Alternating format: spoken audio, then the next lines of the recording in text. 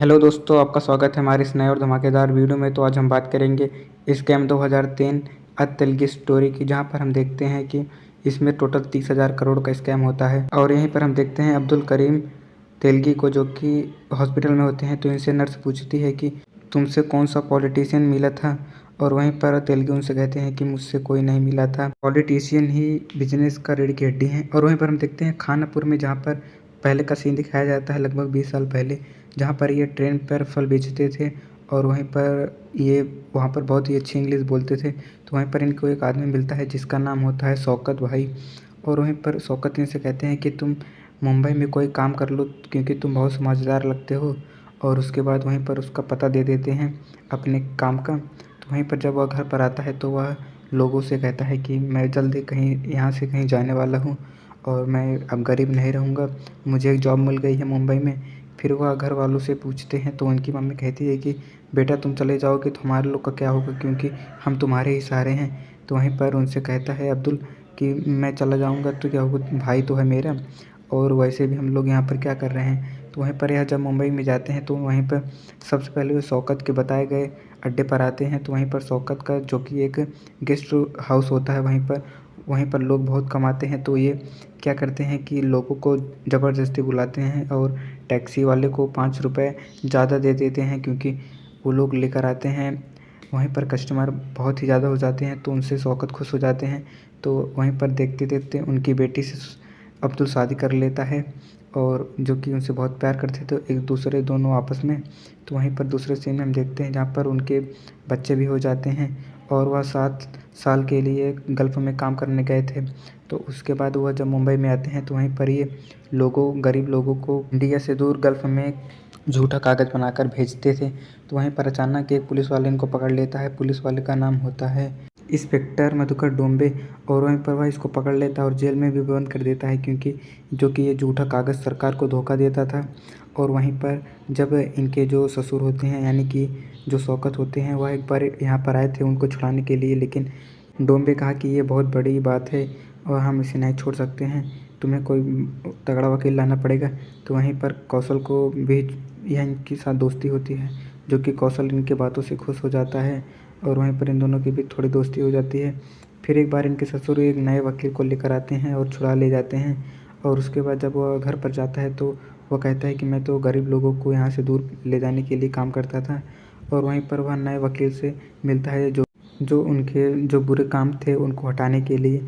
तो वहीं पर वह उनसे भी पैसे लेकर करवा दिया। और उसके बाद कौशल ने कहा कि मैं बहुत ही अच्छा काम कर रहा हूँ, तो मेरे साथ काम करो, क्योंकि इन छोटे मोटे कामों में कुछ रखा नहीं है। फिर वहीं पर वह अपने फैक्ट्री पर ले जाता है, और वहीं पर उससे कहता है कि मैं यहाँ पर स्टाम्प पेपर को उसे साफ़ कर कर दूसरा पेपर बनाकर बेचता हूँ, जिससे मुझे कुछ मिल जाए पैसे, और ये बहुत ही अच्छा बिजनेस है। और यहीं पर वह लोगों से जो बेकार दफ्ती कागज़ थी वहीं पर वह उसे लेकर आता था, और उसे ग्लू से जितना ग्लू था सब छुड़ाकर उसे साफ लेकर जाता, बेच देता। तो वहीं पर एक कुछ जहाँ पर वह बेचता था, तो वहीं पर एक बार जब वह गया अब्दुल के साथ, तो वहीं पर उसे कम पैसे मिले। तो वहीं पर जब उसे सब कम पैसे मिले तो वहीं पर वह जब आने लगा तो उसे देखा कि कलकत्ता वाले आदमी, लगता है कि उनकी दुकान से कलकत्ता वाले आदमी जुड़ चुके हैं, इसीलिए मुझे हटा दिया कम पैसे देकर। तो उसके बाद वह कलकत्ता के आदमी उसे झगड़ा भी कर लेता है एक बार। तो उसके बाद वहीं पर वह उससे कहता है कि मुझे अब कोई अलग तरीका ढूंढना पड़ेगा। तो वहीं पर एक जहाँ पर ये पूरा होता है स्टाम्प पेपर वाला काम, तो यहीं पर जब वह जाता है तो देखता है कि कलकत्ता वाले आदमी इन लोगों को टिफ़िन में पैसा रख कर दे देते, और जिससे स्टाम्प पेपर भी ले लेते और उसे साफ कर कर फिर सप्लाई करते, जिससे वो लोग बिजनेस करते थे। तो वहीं पर ये लोग एक आदमी को पकड़ लिए जिसका नाम था विट्ठल। और वहीं पर जब विट्ठल को ये लोग मिले तो उससे कहे कि मैं तुमको ज़्यादा पैसा दूंगा और तुम मेरे साथ काम करो और तुम मुझे ला कर दो स्टाम्प पेपर को। तो वहीं पर वह कहता है कि कल पार्क में आ जाना। फिर जब अगले दिन विट्ठल वहाँ पार्क में आता है तो वहीं पर वह सरकार से चोरी कर कर वह लेकर चला आता है। तो वहीं पर अचानक कलकत्ता वाले आदमी आ जाते हैं और इन तीनों को बहुत मारते हैं, और उसके बाद स्टाम्प पेपर से सब स्टाम्प पेपर ले लेते और स्टाम्प को वहीं पर छोड़ देते। फिर उसके बाद ये लोग सोचे कि अब हम लोग क्या करेंगे, हम लोगों को कोई नया तरीका ढूंढना पड़ेगा। तो उसके बाद यहीं पर हम देखते हैं कि जब वह जाता है हॉस्पिटल में विट्ठल से मिलने और विट्ठल को फल देता है, और उसे कहता है कि तुम मुझको स्टाम्प पेपर के बारे में अच्छे से बताओ क्या है। और उसके बाद यह उनको शेयर के बारे में हर एक चीज़ बताता।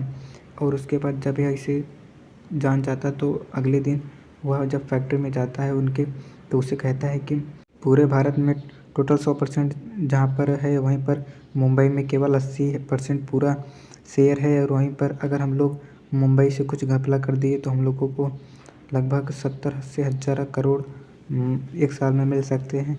और वहीं पर ये दोनों बहुत खुश हो जाते हैं और कहते हैं कि क्योंकि पूरे शेयर में जो काम होता है वह हर एक चीज़ में काम होता है, इसीलिए हम लोगों को अब काम करना पड़ेगा। तो वहीं पर ये दोनों खुश हो जाते हैं और यहीं पर पहला एपिसोड ख़त्म हो जाता है। अगर आपको वीडियो अच्छा लगा हो तो वीडियो को लाइक कर दें और चैनल को सब्सक्राइब करना ना भूलें, ताकि हम आपको इसी तरह के अपडेट देते रहें। स्कैम 2003 द तेलुगु स्टोरी बहुत ही अच्छी सीरीज़ है और यह बेस्ड है रियल लाइफ पर, जो कि स्कैम 1992 के बाद की सबसे ख़तरनाक स्कैम है। और अगर आपको एपिसोड 2 चाहिए तो आप कमेंट में लिख देना, हम आपके लिए एपिसोड 2 ला देंगे। और बाकी के एपिसोड अगर आप लिख देंगे तो मैं लेकर चलाऊँगा, कमेंट में बता।